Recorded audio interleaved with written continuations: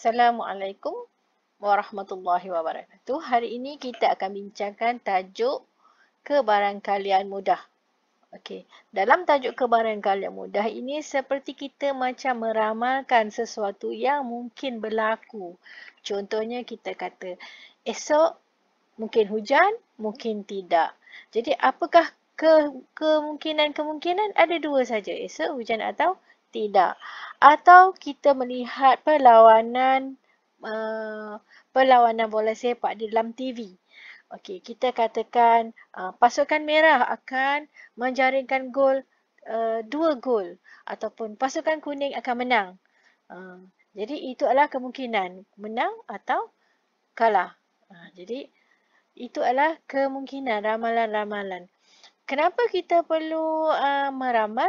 Kerana kita akan fikirkan apakah yang kemungkinan akan berlaku. Contoh kalau esok kalau hujan, saya kena sediakan apa? Saya kena sediakan payung. Okey. Kalau esok tidak hujan, saya kena buat apa? Saya kena sediakan topi juga sebab saya tak mau berpanas.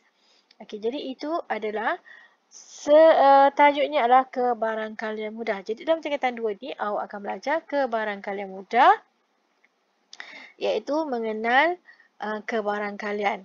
Contoh, dalam topik ini ataupun dalam aktiviti kreatif ini kita ada contohnya pertimbangkan situasi berikut. Cuaca esok diramalkan hujan.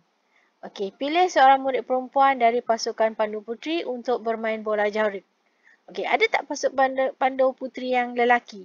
Kebanyakan tiada. Jadi, memang pastilah besok pemain bola jaring dari pandu puteri adalah perempuan.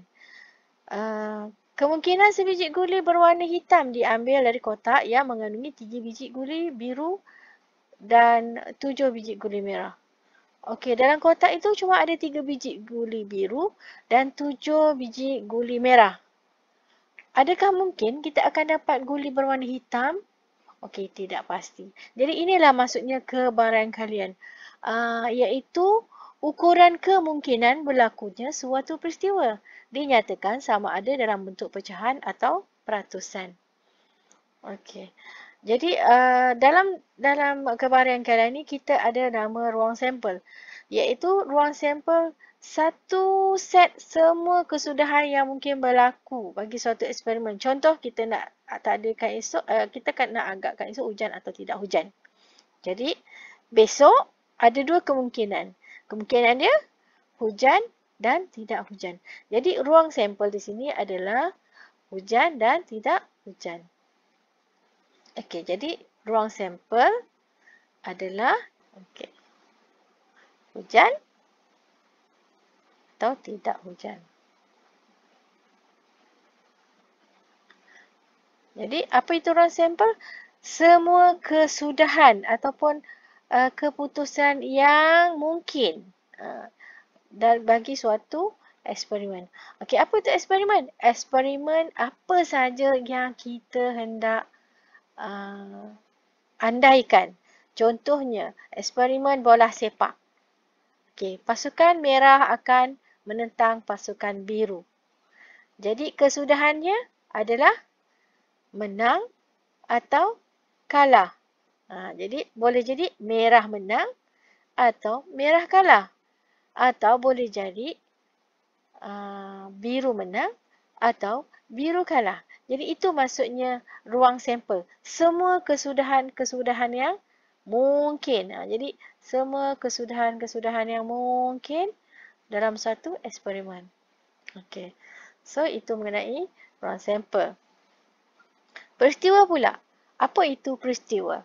Peristiwa ialah satu set kesudahan yang memenuhi syarat tentu bagi satu ruang sampel dan merupakan subset bagi sampel. Okey, subset. Contohnya, esok adalah hujan. Contohlah saya ramalkan esok adalah hujan. Jadi peristiwanya adalah A adalah hujan. Esok hujan. So, jadi apakah kemungkinan peristiwanya? Itu kita pilih hujan. Jadi bilangan A adalah 1 saja. Bilangan A ada 1. Yang ni apakah bilangan bagi S? Okey. Bagi ruang sampel ni S adalah 2. So, hujan dan tak hujan. Okey. Kemudian kita tengok kebarangkalian. Kebarangkalian suatu peristiwa A diwakili oleh kebarangkalian. Jadi ini baca dia macam mana? P adalah kebarangkalian bagi A, iaitu bilangan A per dengan bilangan ruang sampel. Contoh tadi, hujan, kebarangkalian bagi A, peristiwa A adalah 1 dari 2. So, ini adalah 1/2 atau kita boleh jawabnya dalam bentuk perpuluhan atau dalam bentuk pecahan, juga boleh dalam bentuk peratus. Dalam bentuk peratus. Okey, ada 3 kemungkinan, 3 cara untuk menjawabnya. Okey, sekarang kita masuk kepada contoh. Di sini ada contoh mengenai seorang pekerja di kedai bunga menyusun 5 jambak bunga mengikut bilangan kuntum bunga dalam kiraan ganjil 1 hingga 30 mengikut tertib menaik. Okey, ruang sampel dia kata kiraan ganjil 1 hingga 30.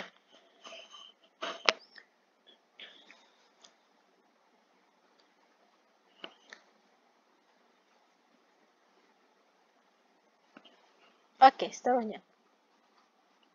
Jadi ruang sampelnya kena senaraikanlah 1, 3, 5, 7, 9, 11, 13, 15, 17, 19, 21, 23, 25, 27 dan 29. Okey, peristiwa A ialah, ni nampak ni ada peristiwa A. Peristiwa A ialah menjual jambak bunga yang mempunyai bilangan kuntum dengan nilai kuasa 2 sempurna. Okey, perihalkan peristiwa pelengkap A dalam perkataan. Jadi, dalam perkataan adalah peristiwa pelengkap A adalah selain daripada bukan kuasa 2 sempurna. Jadi, kat sini dalam bentuk perkataan, dia kata perihalkan peristiwa pelengkap A dalam perkataan. So, dalam perkataan, bukan kuasa 2 sempurna. Jadi di sini peristiwa A adalah peristiwa pelengkap bagi A adalah bukan kuasa 2 sempurna. Manakala dalam bentuk tanda tata tanda set, awak dah belajar tingkat 1 dulu, tata tanda set adalah mesti dikurungkan, kurungan dia bergigi macam ni. Okey, dan selain daripada peristiwa selain daripada kuasa 2 sempurna, itulah dia pelengkap bagi A. Sebab A adalah nombor kuasa 2 sempurna. Jadi pelengkap bagi A bukan nombor kuasa 2 sempurna. Okey. So kat situ kita dah tahu ada nama dia ruang sampel. Ruang sampel dia apa? Ruang sampelnya adalah 1, 3, nombor ganjil 1 hingga 30. Peristiwa A 9 dan 25. Okey. Okey, contoh 10 pula. Ini contoh Contoh 10 pula. Satu nombor dipilih secara rawat daripada set integer daripada 1 hingga 20. A ialah peristiwa memilih nombor perdana. Okey, soalan ini dah beri. A, sebab peristiwa mesti bersyarat kan? Syaratnya adalah memilih nombor perdana. Jadi, 1 hingga 20 adalah ruang sampel. Kemudian, peristiwa A adalah nombor perdana. Jadi 2, 3, 5, 7, 11, 13, 17 dan 19 adalah nombor perdana. Jadi apakah kebarangkalian bagi peristiwa A? Jadi ini kebarangkalian. P adalah kebarangkalian atau dalam bahasa Inggeris adalah probability of A. So, kebarangkalian A adalah bilangan A per dengan bilangan sampel. Jadi 8/20. Okey, so itu dia kita boleh cari kebarangkalian bagi A. Seterusnya, bagaimana kita nak cari pelengkap dia? Sama ada Awak tolakkan 1 dengan 2/5 atau awak cari nilai selebihnya.